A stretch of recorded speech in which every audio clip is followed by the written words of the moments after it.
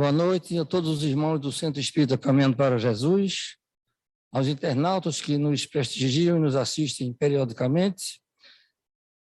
Que todos sejam bem-vindos para mais uma noite de estudos da doutrina consoladora. Nesta noite vamos ter o nosso irmão Diogo Veloso, que trabalha na Fraternidade Espírita Campanha do Quilo. Ele vai abordar fé, esperança e caridade. Esses temas que são sempre trazidos, eles têm uma ligação muito direta com todos nós. Quem não tem fé não pode ter esperança. E a fé é a vontade, a esperança seria o reflexo de uma boa fé, uma fé verdadeira, e não aquela fé oscilante. E a caridade é o amor em movimento. De forma que é um tema muito interessante, mas vamos harmonizar nossos pensamentos, elevarmos ao Criador, ao mundo celestial, agradecendo a oportunidade de estarmos reunidos em nome de Jesus e pedindo paz, harmonia para todos nós, para a sociedade, para o mundo que vive se degladiando pela insensatez do homem, para todos aqueles necessitados, que somos todos nós, que tenhamos a luz divina em nossos corações e que ilumine os nossos caminhos nessa caminhada comum a todos nós, para chegarmos ao mundo celestial. Assim, em prece, passa a palavra para o nosso irmão Diogo, para que nos traga a sua mensagem. Muita paz.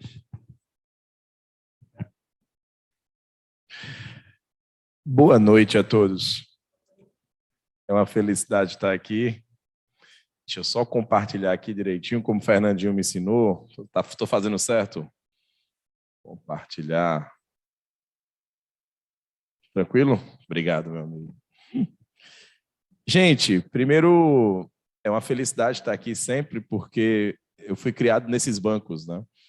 Então, papai trazia a gente toda sexta-feira, a gente estava aí, uma das sextas a palestra era dele, e eu ficava por ali por trás, de vez em quando eu dormia, mas eu vivi isso aqui muito intensamente com o Centro Espírita Caminhando para Jesus, com Dona Selmi.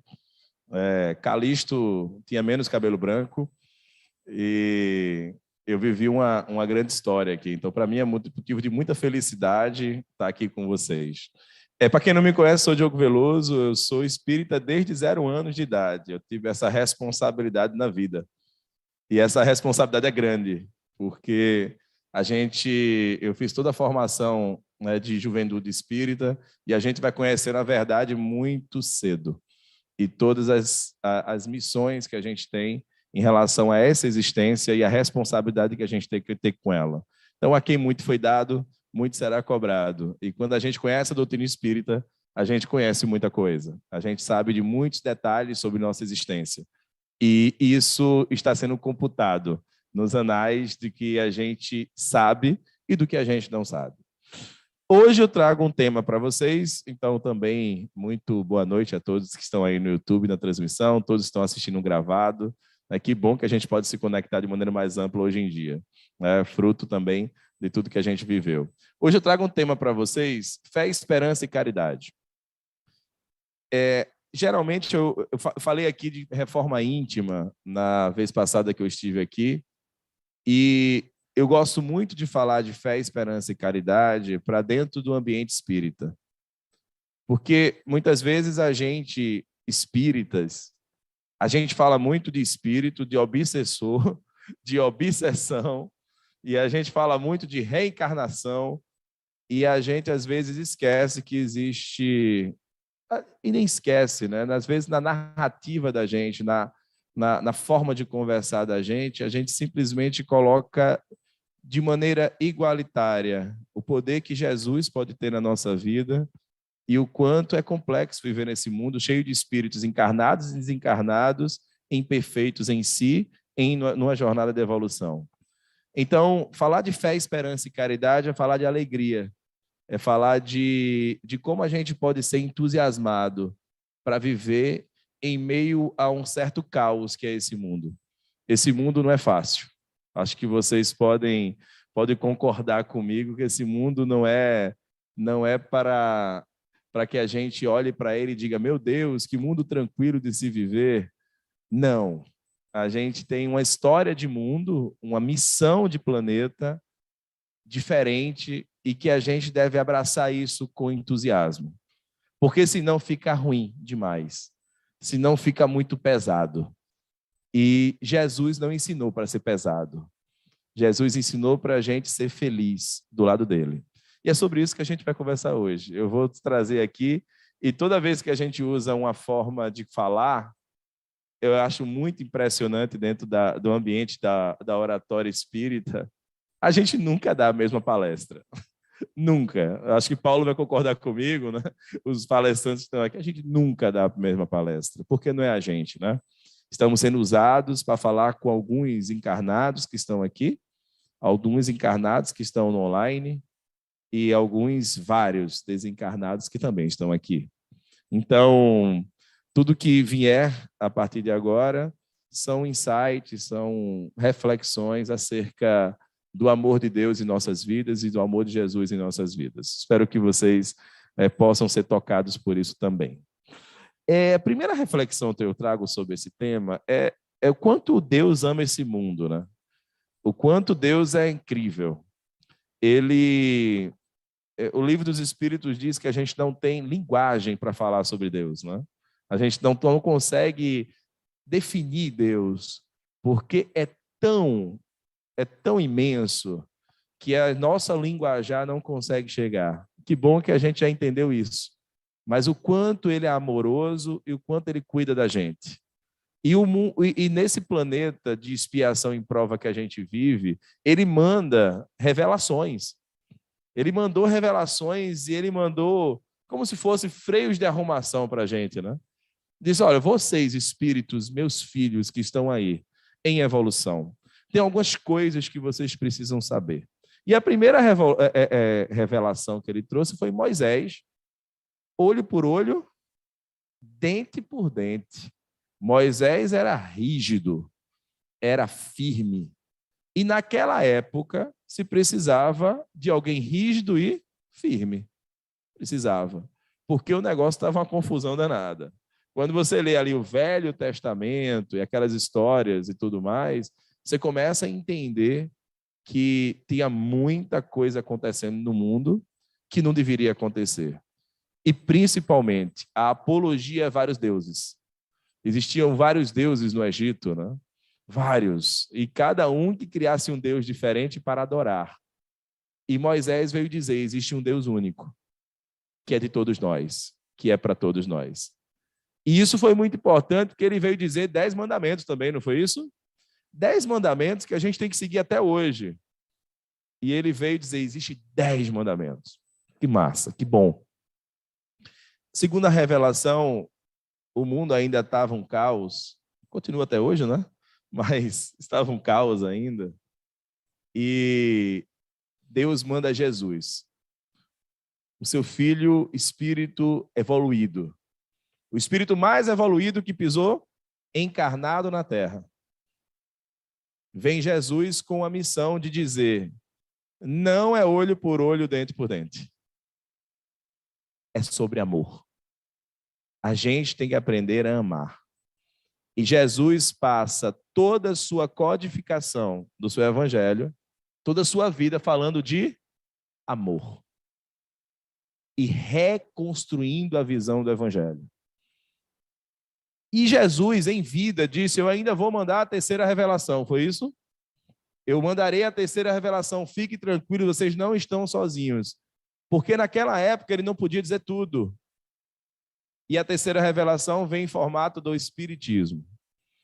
O Espiritismo vem por um cientista cético, que é Allan Kardec. Codificar uma doutrina dos espíritos.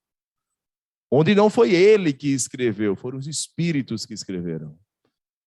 E um cético para que ele fosse, de fato, burilar, olhar, com muito cuidado científico, com evidência, toda a criação da nossa doutrina, toda a codificação da doutrina espírita.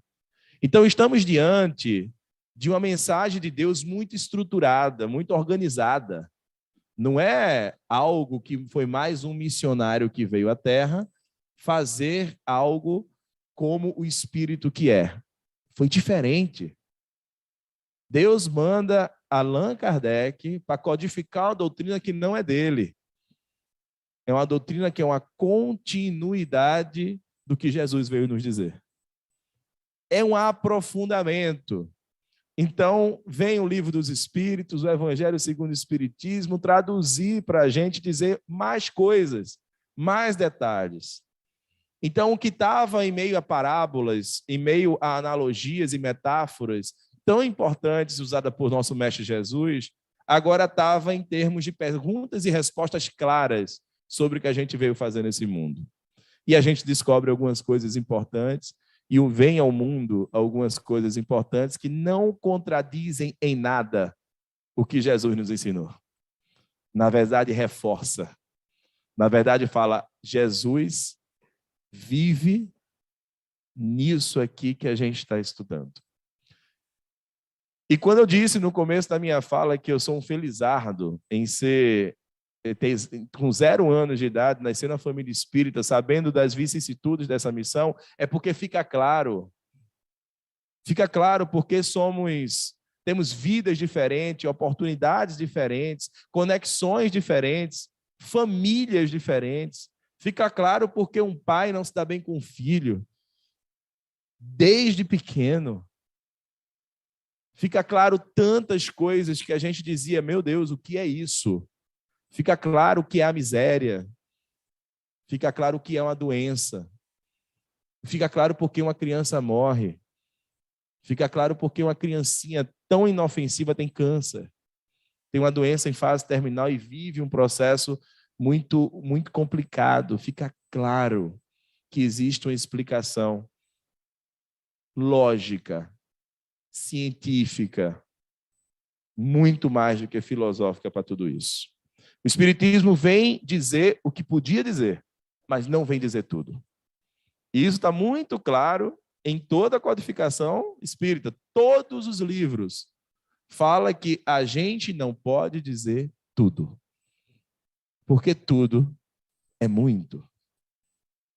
E ali, há quase 200 anos atrás, a gente viu o que precisava ver. E aí, a gente descobre que a gente é espírito, que tem um perispírito, que tem um corpo que é a nossa morada, não é isso? Que é o nosso veículo nessa jornada. E aí, isso merece uma primeira reflexão sobre o quanto a gente acredita que Deus nos ama, que Jesus é o grande comandante espiritual do nosso planeta e que nos ama profundamente e quer que a gente acerte. E quando a gente diz, olha, existe um corpo, um espírito e um perispírito, a gente tem que cuidar dos 3? A gente tem que cuidar dos 3. E do veículo também.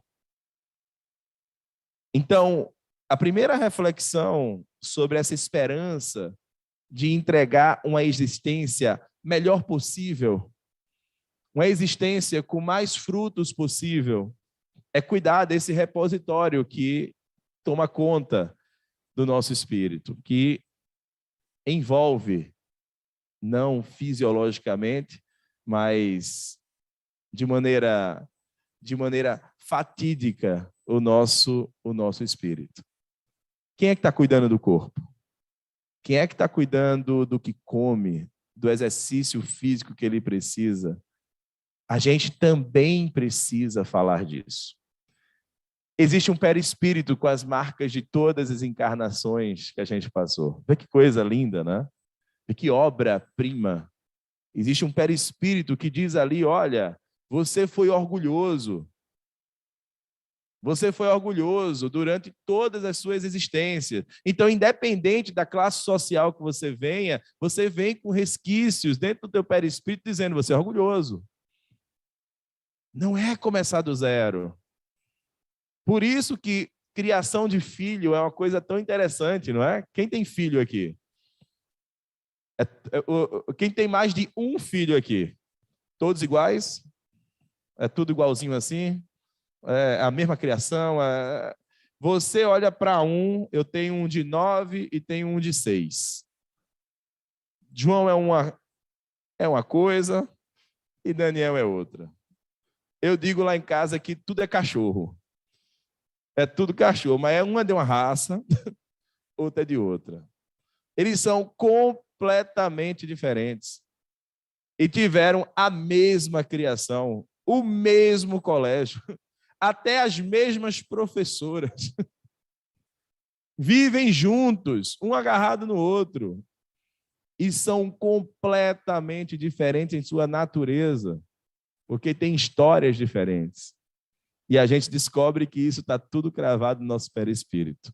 O Espiritismo veio dizer, olha, esse mundo que você está não é um mundo de vamos passear. É um mundo de expiação e provas. Você topou vir para cá. Está todo mundo sabendo disso, né? Reencarnações compulsórias são raras. A maioria das reencarnações são planejadas. Então você planejou, eu vou para a Terra. Aí você deve estar pensando, socorro, onde eu estava na cabeça, né?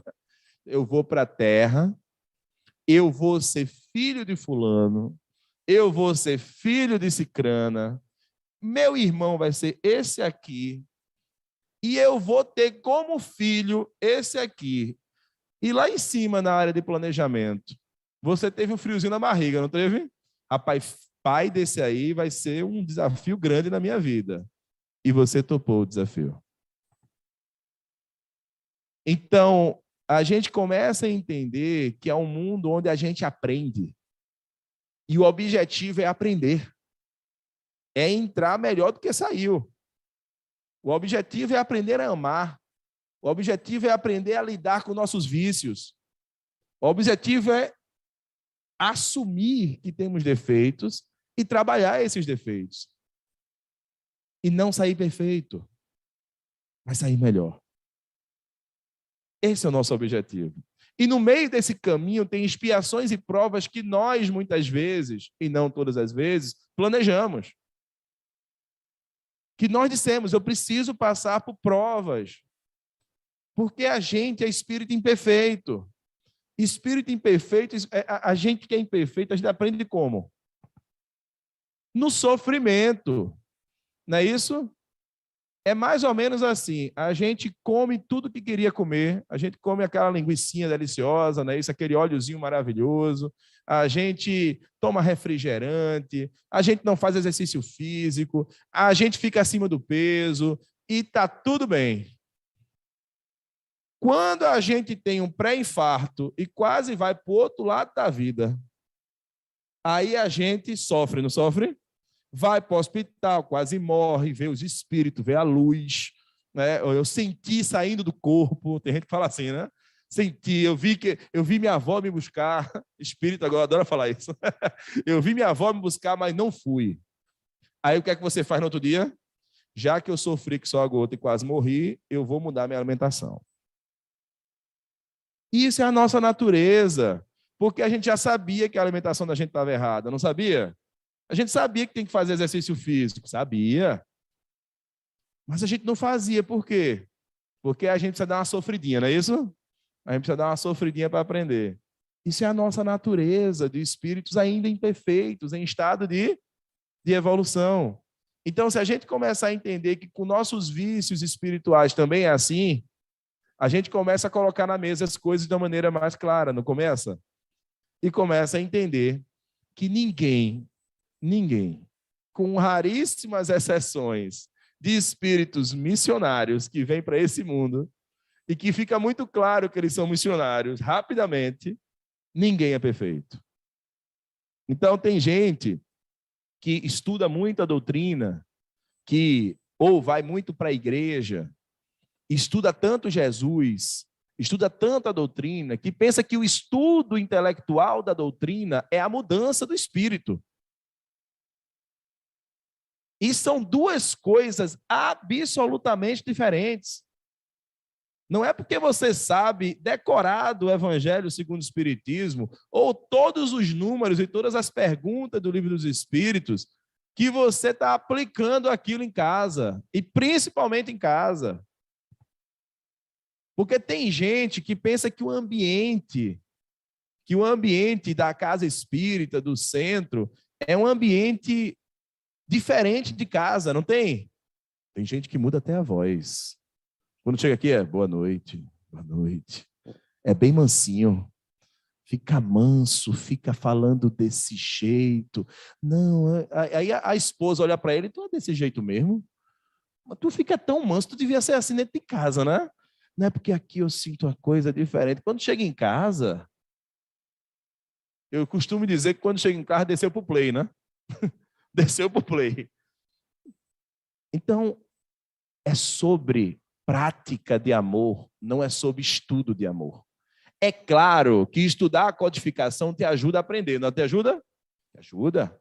É claro que ler a Bíblia, principalmente o Novo Testamento, todas as histórias de frente e de verso, faz sentido, faz. A gente lê lá em casa com os meninos no Evangelho do Lar.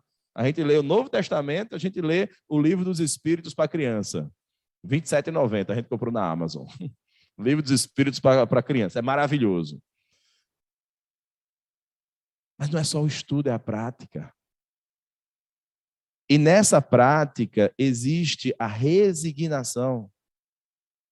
Existe o saber passar por tudo aquilo que a gente precisa passar. Existe a consciência plena que existe um Deus tão poderoso, e tão carinhoso, e tão afetivo, e tão amoroso, que te deu a chance de aprender. E que sabe o quanto você vai aprender com o sofrimento que você passa. E sabe como um pai sabe quando o filho passa por um sofrimento, quanto ele está aprendendo naquele momento, mas é ruim passar. Então, quando a gente fala da doutrina espírita, a gente só explicou mais. Mas tudo foi dito por Jesus. O essencial foi dito por Jesus. A gente não precisa de muita coisa. Chico Xavier dizia que Jesus não veio com a fórmula da NASA. Olha, Jesus não veio falando difícil. Jesus não pediu para a gente escalar o Everest. Frase de Chico Xavier, né? Jesus pediu para a gente amar uns aos outros. Ponto. Se a gente fizer isso, resolveu o mundo? Resolveu. E a gente fica intelectualizando o que não precisa intelectualizar muitas vezes. É simples. É o tato, é o trato. Então, esse mundo de expiação e prova já dá um recado para a gente de aprendizado. Aí, a gente vem para o mundo que a gente entende que uma existência não vai resolver. A doutrina espírita já disse, olha, é tanta coisa para resolver, é tantas coisas aí, tem o teu orgulhinho, tem tua invejinha de vez em quando, tem uma vaidade excessiva, tem uma raiva que vem, que domina você de vez em quando, não é isso? Tem umas coisas aí que uma vida todinha você vai sair melhor do que entrou, mas você vai precisar reencarnar. E a gente nem sabe quantas encarnações a gente já teve, não é isso? Mas foram muitas. Foram muitas. Nós temos uma idade espiritual de milhões de anos, não é isso? Então, tem muita estrada. Então, pensar que tudo acaba e a gente vai para a espiritualidade, lá está tudo certo, não é bem assim, né? A gente vive uma existência conforme a gente conseguiu viver, são nossas forças, nossas energias. Às vezes a gente se cobra por perfeição e não é sobre isso. E nessa cobrança por perfeição a gente perde a felicidade, a alegria. E nessa cobrança por a gente ser aquele homem de bem, aquela mulher de bem, ideal, a gente perde a alegria de também ser imperfeito. Tá tudo bem. Deus te ama do jeito que você é. Deus não precisa que você fique perfeito para Ele te amar. Ele te ama na origem. Ele não ama os teus bons atos só. a tua caridade. Ele fica feliz, não fica? Mas ele é pai. E pai não deixa de amar um filho problemático, deixa? Pelo contrário, sente mais ainda, não sente? Então, ele ama você. E quando a gente veste essa fé absoluta e inabalável que ele me ama, e ele me ama imerecidamente, né? E não é lindo isso? Que é o conceito de graça da igreja, né? A gente recebeu a graça, que é favor imerecido, não é isso? Ele te ama imerecidamente. Você não merece demais não, mas ele ama. Mas, Diogo, eu faço tanta coisa errada, é umas coisas que eu penso, as coisas que tu pensa tá dentro do teu perispírito, é umas coisas, meu Deus, eu sou tão imperfeito, e ele te ama imperfeito desse jeito. Ele ama você. E isso é fé. E essa fé te dá um conforto.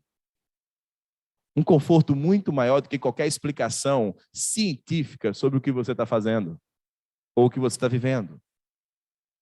O conforto, ele não é objetivo. Ele não está explicado a fé. Jesus disse o quê? Se vocês tiverem uma fé do tamanho de um grão de mostarda, vocês vão remover aquela montanha. O que é que ele quis dizer com isso? Vocês não têm fé. Se vocês acreditassem, aquela montanha se moveria. Mas vocês não acreditam. Foi isso que ele disse. E ele quis dizer, é claro que numa grande analogia, ele quis dizer o quanto a gente tem dificuldade de ter uma fé absoluta em Deus e nos ensinamentos de Jesus. Eu me lembro quando a gente visitava o Hospital do Câncer. Eu me lembro que eu ia com o papai para Ceasa e seu Naelson, do Centro Espírita Jefabem. Ficava ali na Mangabeira. Aí eu ia com o papai tinha um Uno Mille. O Uno Mille do papai era caindo aos pedaços, porque o papai sempre cuidou muito bem de carro, para não dizer o contrário. Era caindo aos pedaços, carro, pneu careca, fumaçando na frente, era com uma confusão. Aí papai rebatia o banco e a gente comprava laranja na Ceasa. Na verdade, a gente não comprava laranja, a gente ganhava. Porque tem muita gente querendo fazer o bem nesse mundo. Muita. Essas pessoas não se conectam tanto, muitas vezes. Mas tem muita gente querendo fazer o bem nesse mundo. E aí, o moço da laranja enchia o milho de papai de laranja. E a gente voltava para a casa de seu Naelson, que fica ali, aqui perto da Avenida Norte, e a gente ia descascar a laranja para o Hospital do Câncer. E aquilo me doutrinou.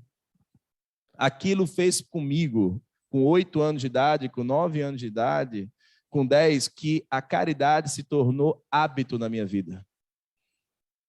A caridade não é um evento na minha vida. Eu vou fazer a caridade agora. Ela é hábito. Porque eu fui ensinado desde pequeno. Desde pequeno, eu estava fazendo campanha do quilo com 8 anos, que era proibido. Eu estava em cima da laranja e eu ia para o Hospital do Câncer. Papai é doido mesmo, pode ficar tranquilo. Eu ia para o Hospital do Câncer com 9 anos de idade, 10 anos de idade. E a gente ia lá e via gente chorando, gente triste, mas via gente com a fé. Os maiores ensinamentos de fé que eu tive na vida foi no Hospital do Câncer, bem novinho. Eu visitei o Hospital do Câncer até os 14 anos de idade da minha vida, 15 anos de idade. E ali no Hospital do Câncer, eu via gente com câncer em fase terminal dizendo: meu pai é maravilhoso. Eu amo meu pai. Deus é maravilhoso, meu filho. Eu preciso passar por isso aqui. Eu preciso. Não é nem eu mereço. Eu preciso. Isso é fé. A resignação, ela é ambiente de consequência da fé. Porque a resignação não é aguentar. É diferente, não é isso? Não é suportar. Tem muita gente que tem relações que suportam um ao outro. Tem isso, gente? Eu suporto minha irmã. Eu suporto. Suportar não é amar. É isso? Não é sobre suportar. É sobre aprender a amar. Marido e mulher que se suportam. Está criando que fruto? Do suportar? Diogo, eu chego em casa, eu suporto meu marido. Eu não tenho nenhum sentimento por ele, mas eu suporto, porque eu tenho que ficar casado com ele. Conversa de espírita, né? Eu tenho que ficar casado com ele para pagar os meus débitos com ele. Eu acho engraçado isso, porque quem foi que disse isso para você, né? Ele foi que disse que você tem um débito que é de uma existência e que se você aguentar até o final da vida, você vai bem. Alguém disse isso em algum lugar, ou então ela entendeu, né? Isso não existe. Você tem que aprender a amar aquela pessoa. É muito mais complexo, é muito maior do que você pensa. É claro que o amor pode começar com aguentar, não pode? Pode. Aí na próxima existência você se aguenta um pouquinho mais, não é isso? Na outra você aguenta mais e na outra vocês começam a se amar, pode ser? Pode, tá tudo certo. Só não entenda que você está, né, criando valor dentro de um ambiente, de um ambiente que tenha raiva, que tenha briga, que tenha coisas ruins. Cuidado. É sobre criar amor. E está lá no Evangelho, na indissolubilidade do casamento, né? Está lá. É sobre criar valor. É sobre criar amor. Tudo que está gerando amor de alguma forma e evolução, está tudo certo. Mas tem relações que está gerando mais débito ainda, tem? Tem. Tem. Incapazes de criar uma relação madura e saudável que fale sobre amor. Porque, às vezes, as realidades encarnatórias são absolutamente complexas, não são? Se a gente pudesse ver, a gente tomava logo um susto e nem casava, não é não? Mas aí vem o fenômeno da paixão, não é isso? A espiritualidade providencia, né? Olha, apaixonados estamos, não é isso? Beleza, e casa. E quantos casais precisam estar casados com sua família, que foi planejada, estão finalizando em tão curto espaço de tempo? Então, quando a gente fala de reencarnação, a gente fala da lógica da minha vida. Eu não estou falando da próxima vida, nem da vida anterior. Porque se Deus quisesse que a gente soubesse a vida anterior, ele tinha dado para a gente uma cartinha, não tinha? Ele tinha dito, olha, tem aqui, a tua vida anterior foi essa, a passada foi essa, não é saudável. Ele quer que você se concentre no presente, não é isso? Não é nem na próxima vida, nem na vida anterior, é nessa. E nessa tem uma lógica, e essa lógica não é em vão. Não foi acaso. Não foi, de repente escolhemos você para ter isso. Não foi. Existe um orquestramento absolutamente fantástico e que a gente não consegue nem imaginar como acontece. A gente só vê isso acontecendo, mas que nada é por acaso. O Espiritismo vem trazer isso para a gente como grande lição. E aí Jesus deixou claro, eu sou a luz do mundo. Então vem comigo que eu te dou luz. Eu sou a luz do mundo. E eu posso te iluminar. Se eu sou a luz do mundo, eu posso iluminar a sua vida. E às vezes a gente fica, eu cresci dentro de um ecossistema espírita. Às vezes eu estou dentro de um ecossistema espírita, né? Porque os obsessores, né, Diogo? Você sabe que esse planeta é pesado, né? Não é assim, né? Esse planeta é pesado, é pesado. Tem espíritos desencarnados, para cada 6. A gente gosta desses dados, né? Para cada 6 espíritos. E você sabe, né, Diogo? Espíritos de luz têm dificuldade de adentrar o envoltório terreno. Tudo isso é fato. Mas a gente esquece que tem um fato muito maior do que qualquer um desses fatos. Eu sou a luz do mundo. E nada é maior do que isso. Ninguém pode mais do que Deus. Ninguém pode mais do que Jesus. Mas a gente vê gente dizendo, Diogo, tu é espírita, né, Diogo? É porque esse negócio de macumba existe. É assim, né? Esse negócio de macumba existe. O que é macumba? O que é macumba? Não, aquele negócio do trabalho. O que é que trabalho? Ah, aquele negócio que a gente mata uma galinha, não sei o quê, não sei o quê. Eu disse, olha, eu desconheço, mas existe espírito? Existe? Encarnado e desencarnado? Existe.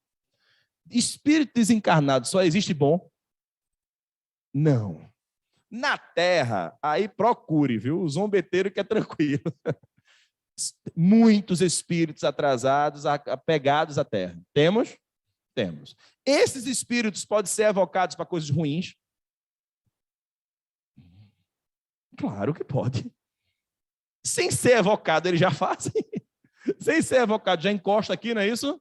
Já encosta por conta de outra vida que você teve, né? Algumas questões que você já construiu com ele. Então, já existe. Imagina evocado. Vem cá, meu amigo. Agora é o seguinte, é ali.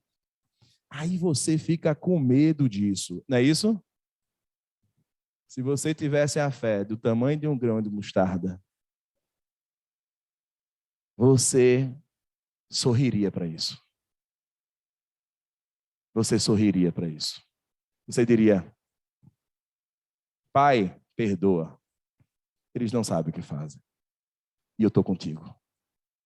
Ponto. Você está com ele, basta. Então entenda isso. Você está com ele, basta.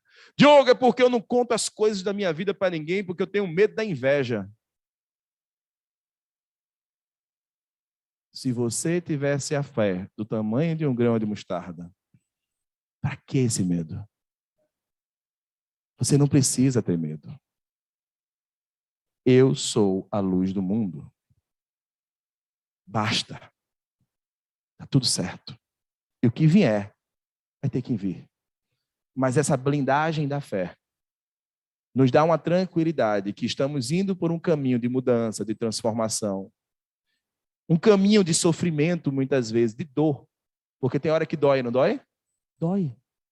E que estamos indo. Eu sou a luz do mundo.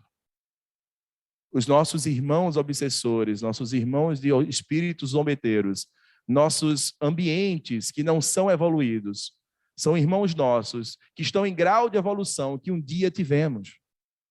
E são irmãos nossos. O processo de doutrinação de um espírito é um processo de amor. É um processo, meu irmão, eu quero o seu bem. Meu irmão, eu quero amar você e que você sinta o amor de Deus na sua vida. É assim que a gente doutrina o espírito.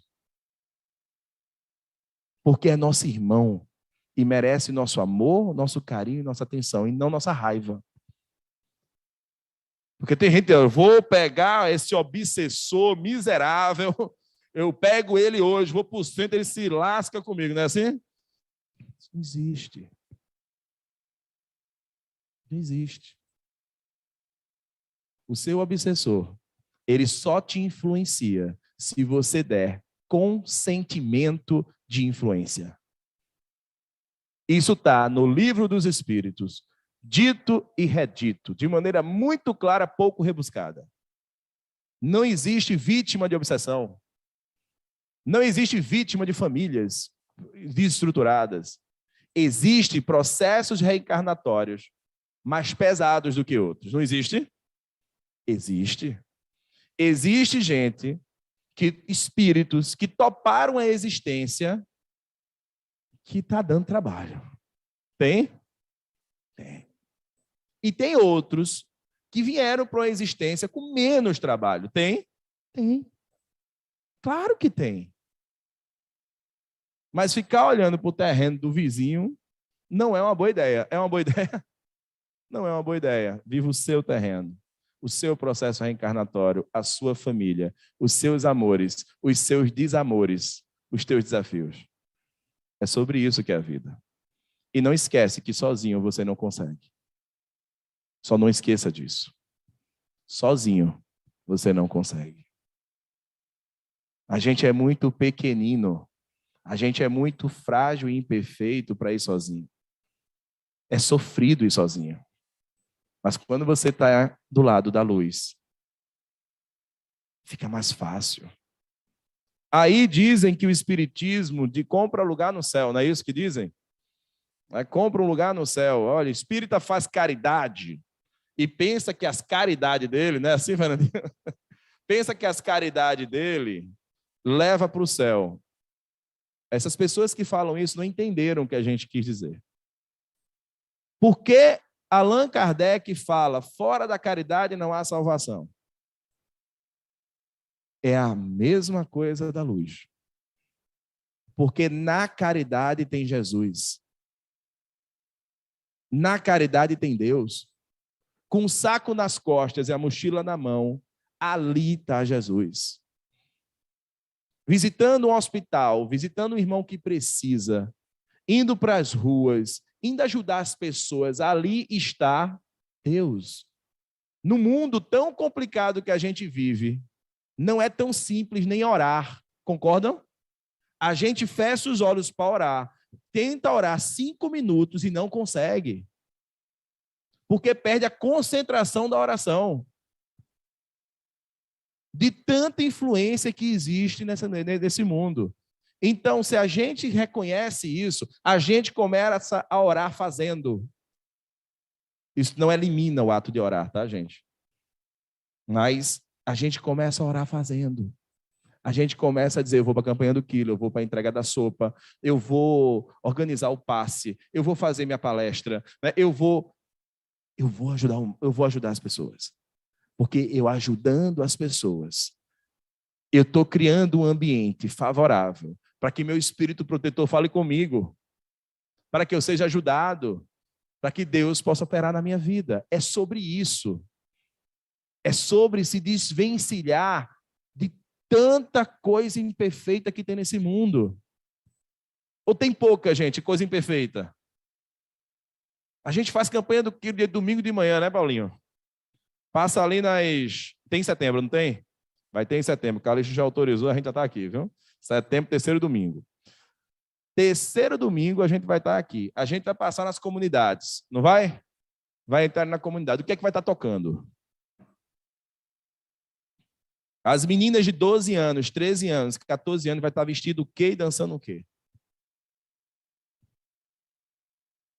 A gente tem um mundo extremamente complexo, mas muito complicado, tem mesmo, que a gente precisa se conectar com o que é bom, para que a gente possa beber da fonte da nossa melhor versão. A nossa melhor versão. A nossa melhor versão é próxima a Deus e a Jesus. Porque senão, a gente dá origem à nossa pior versão. Que tem raiva, que tem rancor, que tem ressentimento, que não tem alegria, que não tem sorriso. Porque às vezes parece que as pessoas aprenderam que a jornada de transformação e reforma íntima é sofrida. Tem gente que critica, gente que ri demais, não tem? É muito alegre, muito para cima, não precisa, não tem necessidade. Sorria. Se alegre. Olha para os presentes que Deus te deu. E o primeiro presente é você estar encarnado. Que é uma baita chance. Olha para os presentes que a vida te dá e tu nem percebe, porque tu está tão concentrado na coisa ruim, no que dá errado, que às vezes Deus te deu presentes e você não percebeu. Deus te deu grandes desafios na vida, que você topou passar. Mas tem filhos que são bálsamos, não tem? Tem pessoas que são bálsamos nas nossas vidas. Agradece. Agradece e utiliza esses ambientes para se reabastecer de energia. Então é sobre a luz do mundo. Mas de vez em quando a gente fica triste. Fica? De vez em quando a gente cai. De vez em quando a gente se pega pensando coisa que não deveria. De vez em quando a gente se pega voltando para o vício que a gente tinha curado. É isso? Se pega. Porque, entenda, você está fazendo um movimento de mudança agora. Que você, às vezes, fortaleceu esse ímpeto, esse instinto, muitas vezes, durante encarnações e mais encarnações. Então, não vai ser simples curar isso. Então, muitas vezes, a gente quer desistir, pensando que a gente não presta para nada, que a gente não está indo bem. Mas, a verdade Você é amado em qualquer espaço da sua vida, em qualquer ambiente da sua vida, e está tudo bem. Você errar num dia e voltar no outro. Mas volta. Volta. A parábola do filho pródigo fala sobre isso. O filho pródigo é o filho que dá certo, que faz as coisas certas.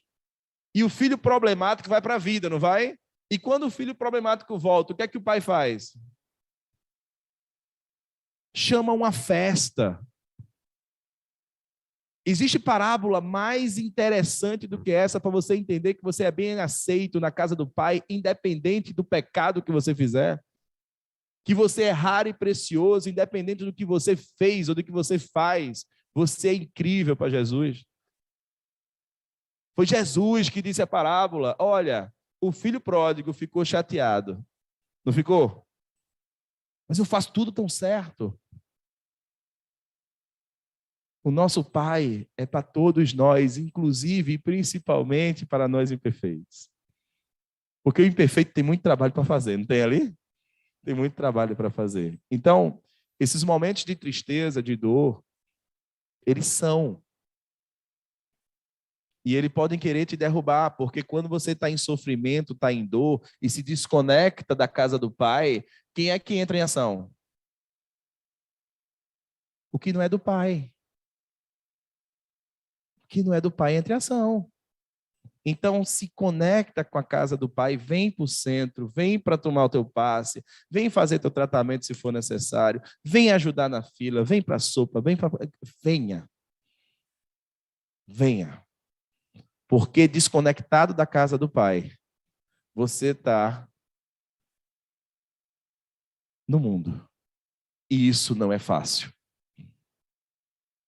Aí, a gente começa a entender que Jesus quis falar muitas coisas para a gente, não quis? Quis. E ele falou. E que tudo que ele falou nos vem alguns ensinamentos interessantes. Então, eu vou trazer aqui, para finalizar minha fala, Jesus para a nossa presença. E eu trouxe aqui algumas partes da fala de Jesus. Pode ser? Para ver se a gente sai daqui mais esperançoso do nosso propósito nessa vida. Se a gente sai daqui mais entusiasmado para viver nessa vida de uma maneira boa. Que a gente chegue em casa e dê um abraço nos nossos filhos e mostre o quanto é bom amar Jesus.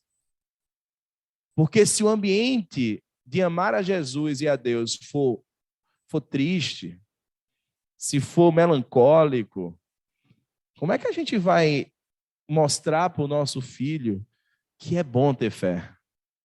Como é gostoso viver a vida de Jesus? Então, é claro que o sofrimento vem, mas Jesus pediu para a gente se atentar às missões. E tem várias missões para a gente fazer com alegria.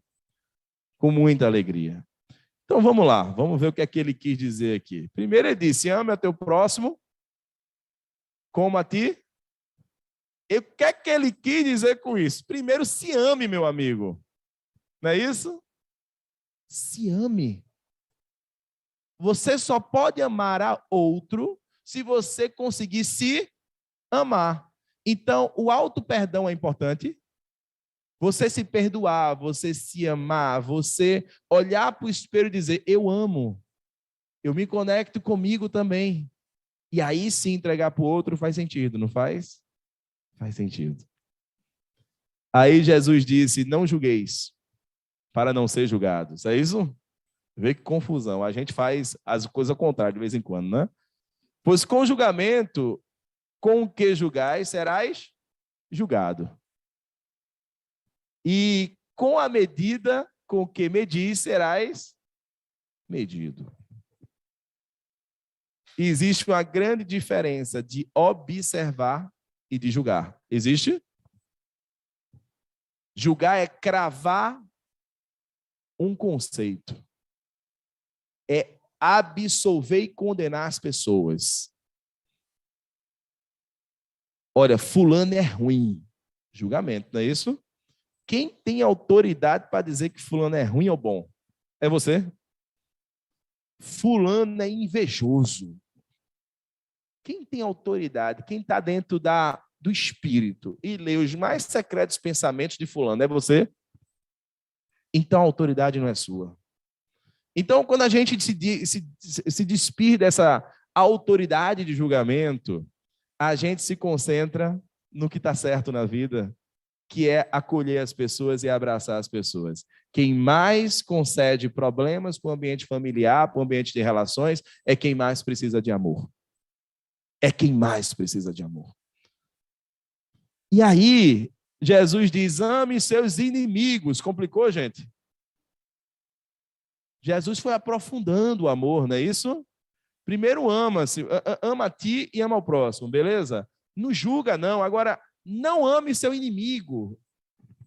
Isso é fácil, gente. Quem fez mal a você. Quem deu uma rasteira em você. Quem fez coisas horríveis com você quando você era criança, quando você foi jovem. E a gente vê seres humanos encarnados, espíritos, defendendo pena de morte, não é isso? Tem que morrer. Quem define quem tem que morrer é você? Não é. Isso é instinto, né, de quem ainda está evoluindo. A gente precisa amar o mais perverso espírito que faz coisas horríveis. Diogo, é muito fácil de falar, não foi com seu filho, não foi com sua filha. Eu reconheço absolutamente que eu não estou pronto. Mas reconhecer que a gente não sabe amar, nesse nível de amor, já é um importante reconhecimento, não é? Já é um importante reconhecimento. Porque aí a gente está pronto para mudar. Tudo é possível àquele que crê. Foi ele que disse. E às vezes a gente tem uma visão muito pequena da vida. Às vezes a gente se recolhe às resignações que a gente precisa ter. E às vezes quem pensa grande, quem pensa alto, quem quer conquistar coisas grandes é pecado. Não é não. A porta larga é perigosa. É perigosa? Foi avisado, não foi? Foi avisado. Olha, a porta estreita é mais fácil. Uma vida sem riqueza, uma vida sem grandes coisas, é mais fácil. A vida com abundância te distancia de Deus. Porque é a mesma coisa que eu falei no começo da palestra. A gente é espírito imperfeito e a gente funciona pela dor. É isso? Quando eu tenho facilidades materiais nesse mundo, para de doer, não para? É como se fosse uma anestesia. Que eu vou comprando, adquirindo, e eu não vou achando os espaços, né? Eu não vou achando a essência, e eu vou comprando de novo, não é isso? Vou comprando mais uma vez. Eu conheci uma senhora que estava passando 250 dias por ano dentro de um cruzeiro. Ela dedicou, era muito rica, milionária. Ela dizia, eu gosto do mar. E eu viajo para o cruzeiro. Às vezes um filho meu vem, às vezes não vem. E ela fica saindo de cruzeiro em cruzeiro no mundo todo, buscando uma paz que não está no cruzeiro. A gente pode ser rico de alma e de coração, sem ter quase nada material. Mas isso não quer dizer que ter coisas materiais nos transforma pobres automaticamente de alma e coração. Então, muitas vezes, a gente confunde os ensinamentos de Deus conforme nossas imperfeições. Eu conheço pessoas absolutamente afortunadas materialmente, que são lindas pessoas espiritualmente, que ajudam muito as pessoas. Eu confesso a vocês que essas pessoas são raras na minha relação. Eu trabalho num ramo em que eu lido muito com essas pessoas. Essas pessoas são raras, mas elas existem. Então, esse preconceito, essa coisa, né? Olha, cuidado. O que é que você quer da vida? Tudo que você crê Você pode. Mas tudo que você crê com verdade, na tua alma, no coração, sem dúvida, é aquela acreditação natural sua. E aí, cuidado para como você se vê. Porque às vezes a gente olha para o espelho, a gente é peão, vê uma rainha, não é isso? Eu adoro essa foto, né? Às vezes a gente criou uma história sobre a gente, né? Que não é a gente. Então, às vezes, colocar no papel quem é a gente de verdade faz sentido, não faz? Faz. Só para a gente ter consciência. Só para a gente ter consciência. E eu costumo brincar que essa é uma câmera GoPro. É aquela câmera que filma um dia todinho. Se eu filmasse um dia todinho das suas atitudes com as pessoas, se a gente filmasse, fizesse uma... vamos filmar um dia todo seu. Você acordando, como você lida com seu marido, com sua esposa, como você lida com seus alunos, como é que você lida com as pessoas. Aí tem um problema, né? Tem um conflito. Como é que você lida com esse conflito? Mas como é que você lida? E aí essa GoPro, ela seria específica, ela seria especial, porque ela pegaria os pensamentos também. Topado? Aí a gente poderia fazer uma visita, como um filme, a essa GoPro que te filmou o dia todo e filmou, inclusive, teus pensamentos, numa legendazinha, o que ele pensou. E você, possivelmente, vai ter grandes partes desse dia que você vai dizer, opa, realmente, eu preciso trabalhar algumas coisas. Mas, às vezes, a gente está se olhando tão peão como rainha que a gente acha que tem um dia perfeito. Não, Diogo, eu sou irretocável. Eu não tenho a coragem de dizer isso. Se gravar o meu dia, vai ter boletim de ocorrência. Vai ter BO. Vai ter umas coisinhas ali que não faz sentido. Tem uns pensamentos meio de truvela ali. Vai ter umas coisinhas. Quando a gente começa a colocar na mesa a nossa imperfeição, nós estamos com coragem de ser quem nós somos. Como a gente começa a criar um fantoche de perfeição, a gente começa a virar Chico Xavier, que não somos. Não somos. E aí, né, qual a sua responsabilidade na desordem da qual você se queixa? Não é linda essa frase? Qual a tua responsabilidade na confusão da qual você se queixa? Não é a sua família? O que é que você tem feito de bom? De proativo. Não é sua casa? O que é que você tem feito? Diogo, eu fiz muito, Diogo, mas cansei. Cansou? Rapaz, tu tem milhões de anos, tu é um espírito eterno. Aí tu cansa com 50 anos de idade. Tu tivesse a chance de ir até 90, tá lá, tá. Tu vai até ali, perto de 90, com 50 anos de idade, tá cansado. E eu cansei do meu irmão. 50 anos batendo em ponta de ferro, não é isso? Em ponta de faca. Eu disse, rapaz, já cansou. Pois começa de novo. Começa de novo. Aí começa de um jeito diferente, mais calminho, sem querer dar aula para ele. Né? Porque a gente gosta da aula, né? Você tem que aprender a ser desse jeito, a ser dessa forma. A conexão de energia é a mesma conexão que a gente conecta com os espíritos desencarnados. Não tem conexão? Não tem? Existe conexão entre espírito encarnado para encarnado. Você não conecta com o outro se não for empático com ele. E a empatia é sentir com o outro. Então, sentir com o outro não é dar aula para ele. É tentar. Tentar, e não é conseguir. É tentar vestir os medos dele, os anseios dele e como ele vê o mundo. Não é dar o teu mundo para ele, tua visão de mundo para ele. Geralmente não dá certo. Então, quem é você? Quem é você de verdade? É uma boa pergunta, não é? De verdade. Sem essas histórias que a gente conta para a gente. Então, isso é um mergulho desde novo, né? Então, quem é você de verdade? Entra nesse quarto. Se burila, se internaliza. Para de pensar que o processo de um tratamento desobsessivo vai resolver tua obsessão. O que vai resolver tua obsessão é reforma íntima. Reforma íntima é autoconhecimento, você se conhecer. Se conhecer é você reconhecer o que você tem que mudar. E a reforma é você mudar o que você reconheceu. E você não muda o que você não reconhece. Então, a primeira coisa é reconhecer. Eu tenho esse vício. Ponto. Não tem vírgula.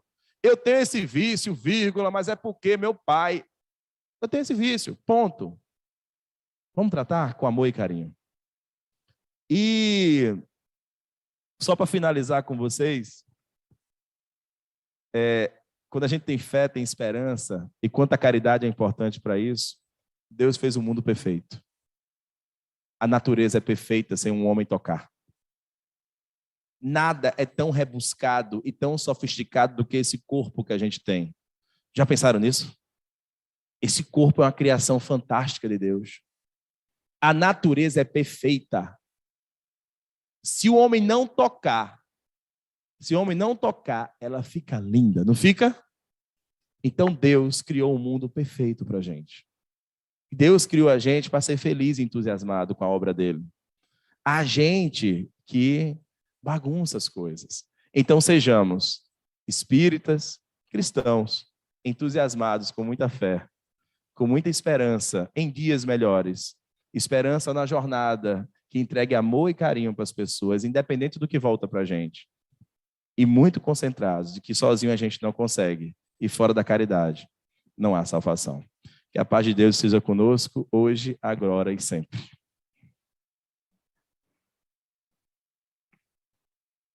Bom, meus irmãos, aqui está uma lição de vida que deverá ser dever de casa para todos nós. Na escola Terra estamos para aprender.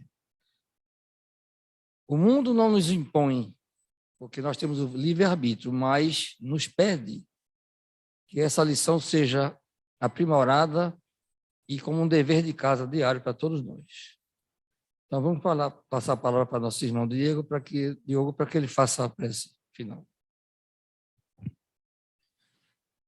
Pai amado, te agradecemos pela oportunidade de estarmos aqui, refletindo sobre os seus ensinamentos, sobre teu amor, sobre teu carinho e desejo, que a gente evolua. Obrigado, meu Pai. Obrigado por ter enviado o teu Espírito mais evoluído que já pisou em nosso mundo, para cuidar da gente, Mestre Jesus. Acreditamos, te amamos, te louvamos e te referenciamos com muita fé, com muita esperança. Pai amado, te agradecemos pelo pão de cada dia, pela oportunidade de estarmos encarnados e te pedimos luz, resignação, consciência, saúde, para que a gente consiga passar por o que a gente tem que passar. Para que a gente consiga vencer o que a gente precisa vencer. E principalmente a nós mesmos. Pai amado, te amamos, te agradecemos e te louvamos. Assim seja. Então, meus irmãos, permaneçam harmonizados para o passe, evitem conversas paralelas, fiquem concentrados para serem beneficiados logo mais. Uma boa noite.